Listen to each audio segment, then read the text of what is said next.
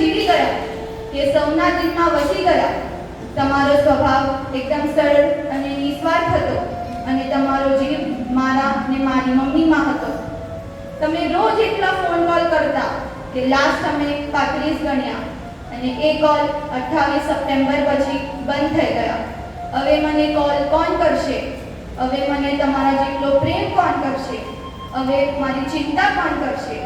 હવે મારી નરોડી રાહ કોણ જોશે?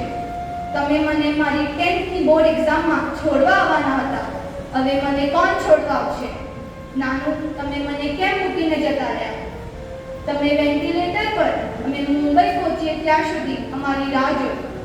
નાનું, મને તમે કેમ મૂકીને જતા રહ્યા? તમે તમારી ક્રાઇમ્સની વકીલાતના માસ્ટર હતા. તમારા જેવું તમારી ફિલ્ડમાં કોઈ નથી.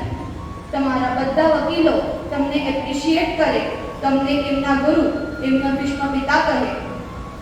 તમારી 40 વર્ષની વકીલાતમાં તમે ઘણી સિદ્ધિ પ્રાપ્ત કરી. તમારા માટે તમારી કર્મભૂમિ સર્વશ્રેષ્ઠ હતી.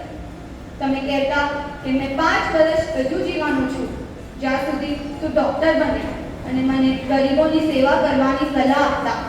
નાનું, તમે મને કેમ મૂકીને જતા રહ્યા? ન જોઈતું તે આપ્યું, ન કહ્યું તે કર્યું. તમારો હાથ સદા અમારા ઉપર આશીર્વાદ રૂપે. મનુષ્ય જન્મથી નહીં, કર્મથી ઓળખાય છે, અને આપની સ્મૃતિ એક વરદાન છે.